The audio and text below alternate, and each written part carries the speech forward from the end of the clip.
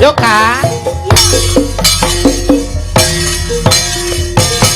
Yen omahku gedhek, trocong yen udan bledek, bapak kerja yen ngomong proyek. Yen durung kramikan, arep turu adem kanginan, penting saben dina iso mangan. Saiki aku wis gedhe, iso golek duit dhewe. Latihan biyen mung iso nyadake pak epuke ngapurane. Saiki aku wis kerja, senadyan urip-urip rasa ikhlas bekti kanggo keluarga. Aku iki anak lanang, kerjane mung turun-turunan. Muga iso mulyake derajate keluarga. Pak epuke rekasane ngrawat aku kanthi gedhe. Yen kathah luputku kula nyuwun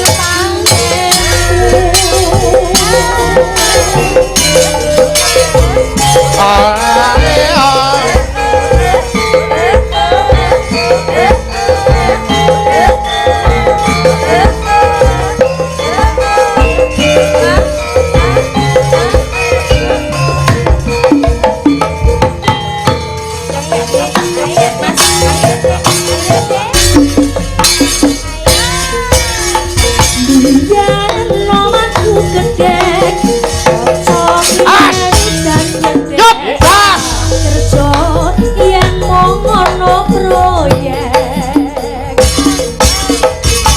Yen durung kramikan, arep turu adem kanginan, penting saben dina iso mangan. Saiki aku wis gedhe, iso golek duit dhewe.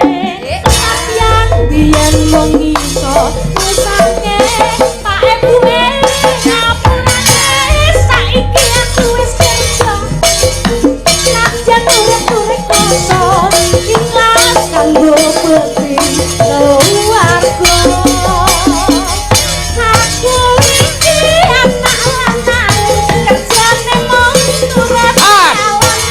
Muga iso mulyake derajate keluarga. Pak epuke rekasane ngrawat aku kanthi gedhe. Sen kathah luputku kula nyuwun pangestu. Aku iki anak lanang, kerjane mung turut kawan. Muga iso mulyake derajate keluarga. Pak epuke rekasane ngrawat aku kanthi gedhe.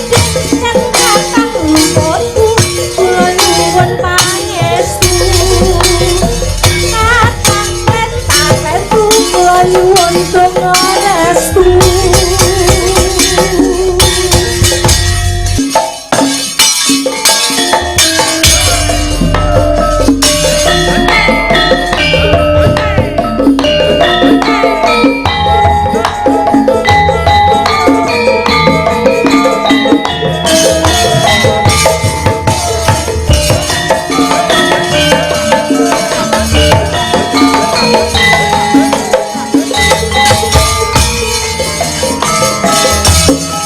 Yo Dini. Ning kutha Solo, dolan budi, ning taman jurak ning pinggir Bengawan Solo. Nudongan budi, awan lan bengi, suka-suka nanging aja kerja. Yang bulan rajang putu ing semono.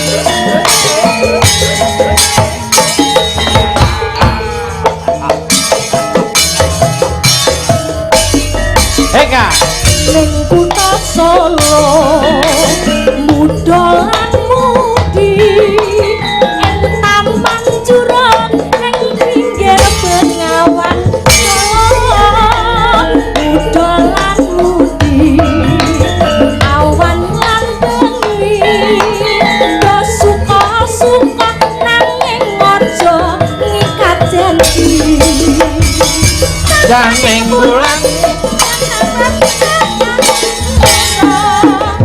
angin kang teko sasak gawa gendeng plasma banyu bangawan sinar cayaning bulan ler sabutian alerat buka kenangan ngirsake opo mengsarwa ing taman jurang taman nendah kutha Solo taman kreasi awan lan bengi sing tuwa nanging aja nikat janji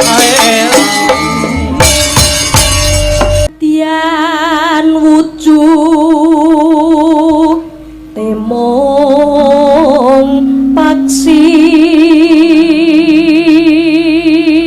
Lorano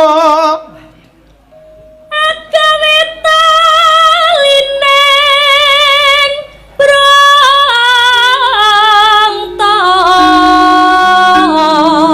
piye Mas Gareng Iki tak upamake kaki toa masjid. tua masjid Wujude cilik ning suarane wer. Toa masjid. dadi ketoke cilik tapi nah Suarane cetha banter rawa. Kuwi yen ora rusak. Yen rusak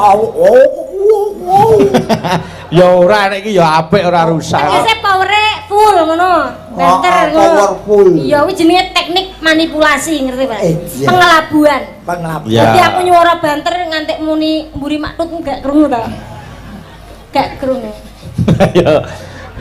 ayo anu Alus manis nengsa make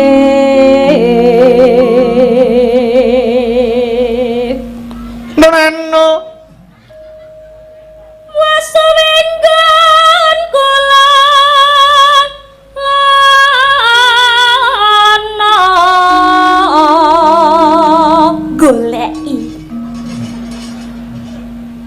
goleki Telat ngombe obat bocah iki. aku seneng Oh ngoten iya lho goleki. tak ibaratke manuk kutilang panjenengan Betul. nek ibu-ibu kan misal Mbak Suci manuk apa Ora duwe. lho ibarat Ora tau wingu manuk kae. manuke bojone Oh. ngomah nek kula ngopeni nggone bojone Suci ya ngapa ya Mas Wayang upan-upan manuk ayo nebang ya nggih ayo Presiden kok karo manuke Suci kok manuke bojo anu ayo ibu bunga hengan wah kulino gambleh lho iki tiku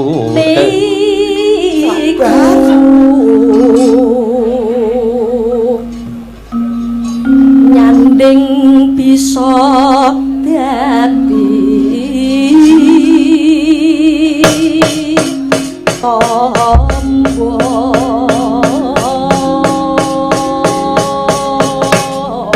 yo diaturke buka celuk nah mangga podang kuning dening Mbak Eka Prihatiningsih mangga iya nduk esuk awane ngomah wis ora kerasan halo lali luyuran nang goleki sing tak sayang mumbang midan kanku goleki ora krasa esuk awan nganti bengi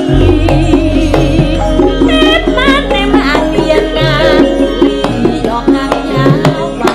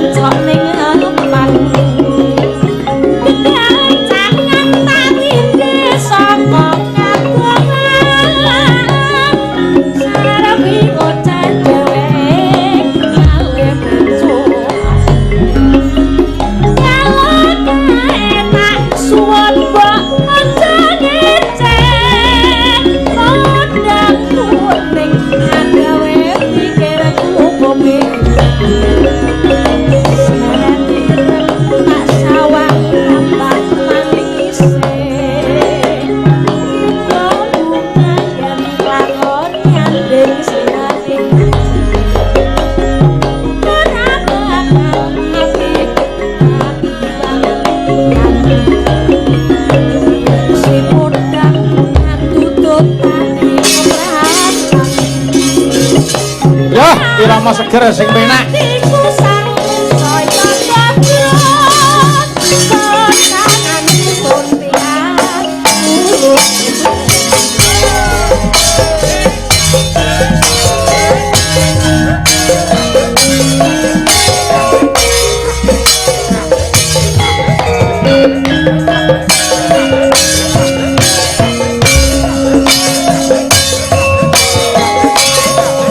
Ngerangin gender gampang. Nyokek Mas, yo nyokek yo. Nyokek Mas, nyokek yo. Ayo Kak. Eso awan ning Khusus Eka si joget, ayo.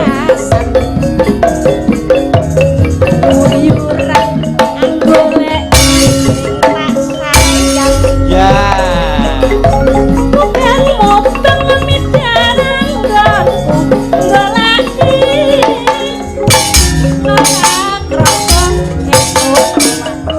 Henti Mas Gareng. Yup.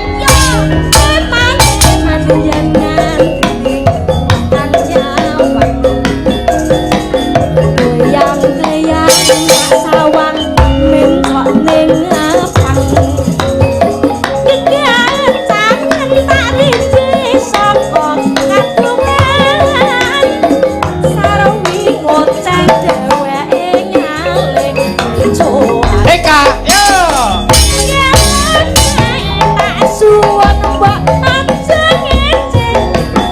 Alas, jeglek. Mas Gareng, ayo. Sawang tambah manis ibu bunga yen lakon nyanding sirane Eka.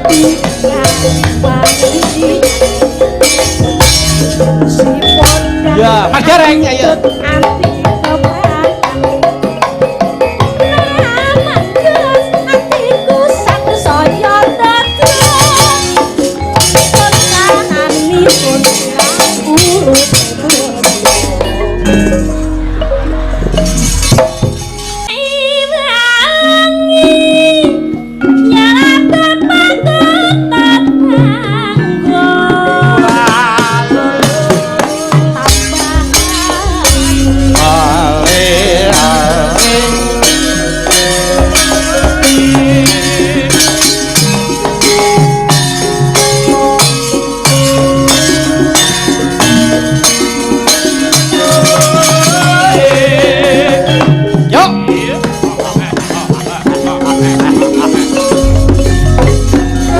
Nyontek Bawah Kur